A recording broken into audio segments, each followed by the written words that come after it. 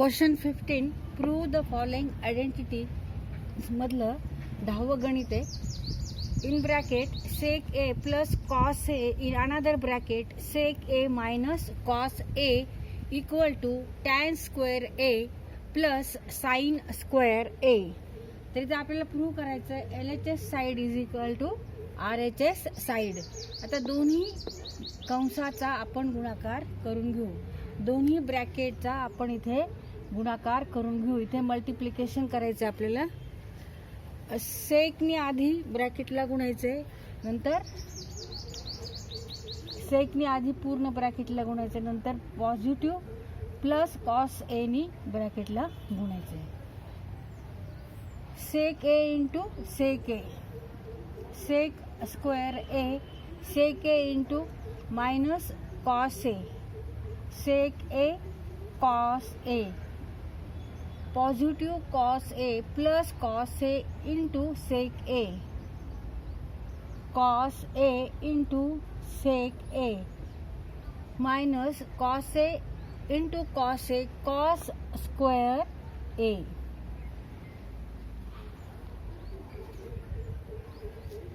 Now here this is negative term and this is a positive term and both are same, only their sign is different. तर इथे ऋण सेक A cos ए, धन cos A sec ए, तर दोन्ही आपण एक cut करू शकतो. Remaining terms are sec square A minus cos square A. Sec म्हणजे काय? सेक म्हणजे 1 कॉस, सेक ए म्हणजे 1 कॉस ए. मग सेक square a means 1 cos square A minus cos square A. 1 minus cos square A into cos square A means cos raised to 4a divided by cos square a.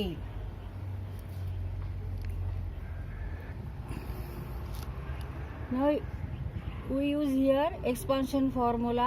A plus a square plus a square minus b square means a minus b in another bracket a plus b. इथं हा formula वापरायचा आहे. a equal to 1 आणि b equal to cos square A. हे इथे आपल्याला हे value इथे पुट करायचे. a square minus b square, a minus b means 1 minus cos square a in another bracket a plus b means 1 plus cos square a. 1 plus cos square a divided by whole divided by cos square a. Now we know that trigonometry identity that sin square plus cos square equal to 1. Therefore 1 minus cos square a means sin square. Sin square a means 1 minus cos square a. Now put this sin square a as 1 minus cos square a as sin square a. Therefore 1 minus cos square a means sin square a in another bracket 1 plus cos square a whole divided by cos square a.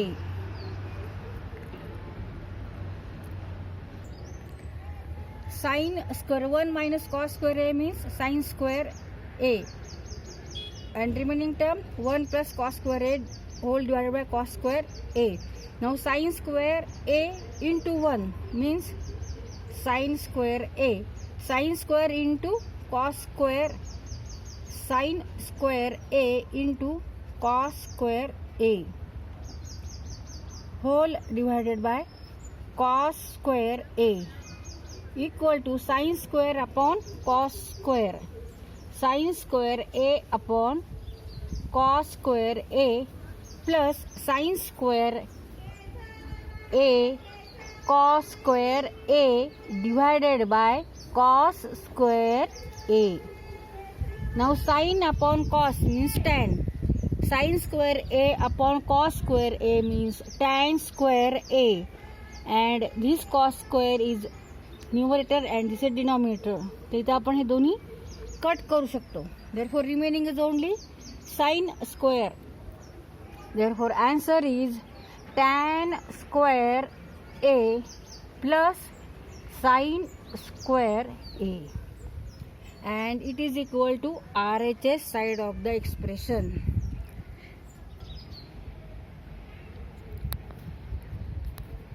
Sin square a into 1 means sin square a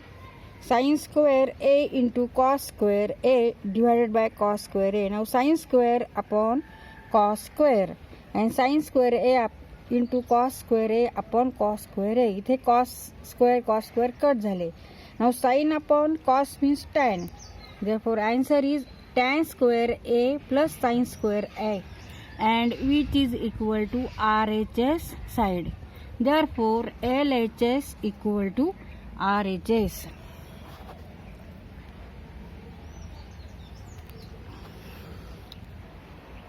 तर इथे आपल्याला prove काय करायचं होतं, सेक ए अधिक cos हे एका कंसात, दुसऱ्या कंसात सेक ए वजा कॉस ए बरोबर टॅन वर्ग ए अधिक साइन वर्ग ए. तर इथे आपण आधी ह्या दोन्ही कंसांचा गुणाकार करून घेतलाय. LHS side is sec square sec वर्ग ए वजा सेक ए कॉस ए. नंतर कॉस ए ने आपण ह्या कंसाला गुणले कॉस ए सेक ए. इथे अधिकचं चिन्ह दिले, इथे अधिक आहे. नंतर इथे वजाचं चिन्ह दिले, कॉस ए गुणिले कॉस ए म्हणजे कॉस वर्ग ए.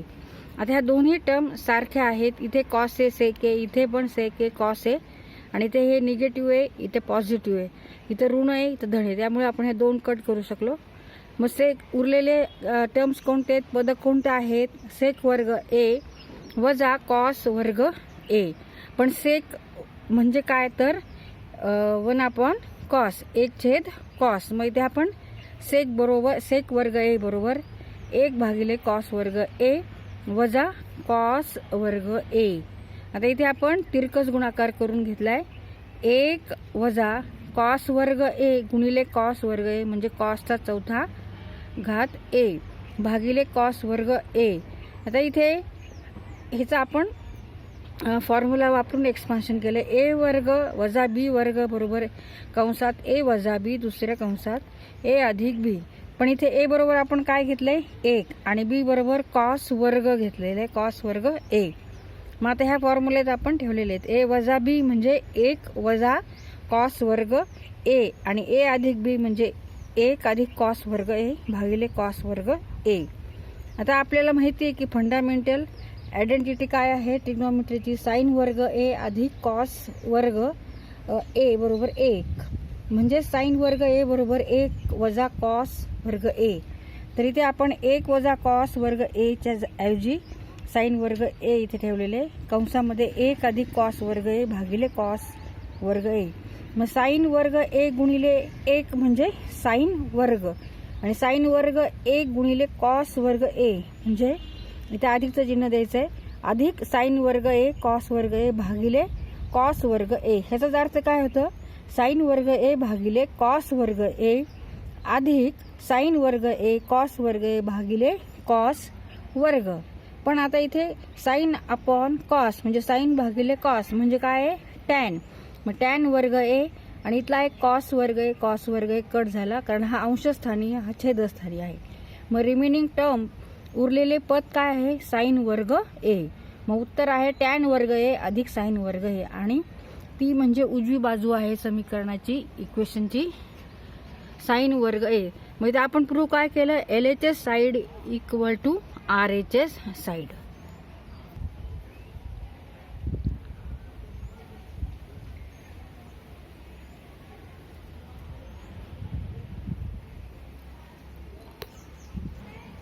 तर इथे हा क्वेश्चन सॉल्व करताना आपण कोणत्या कोणत्या आयडेंटिटी वापरल्या आहे. सेक ए बरोबर 1 1 भागिले cos A, sec A equal to 1 upon cos A. नंतर हे एक्सपान्शन फॉर्म्युला विस्तार सूत्र A square minus B square equal to in bracket A minus B in another bracket A plus B where A equal to 1 and B equal to cos square A. A वर्ग वजा बी वर्ग म्हणजेच कंसात ए वजा बी, दुसऱ्या कंसात ए अधिक बी. इथे ए बरोबर 1 घेतले आपण आणि बी बरोबर कॉस वर्ग ए. आणि दुसरी identity, fundamental identity cos sine square A plus cos square a equal to 1. Therefore sine square a means 1 minus cos square a. Sine वर्ग ए अधिक कॉस वर्ग ए बरोबर 1 म्हणजेच साइन वर्ग ए बरोबर 1 वजा कॉस वर्ग ए. तर तुम्हाला फंडामेंटल आयडेंटिटी पाठ हव्यात आणि एक्सपान्शन फॉर्म्युले जे आहेत विस्तार सूत्रे ते सुद्धा तुम्ही पाठ करा.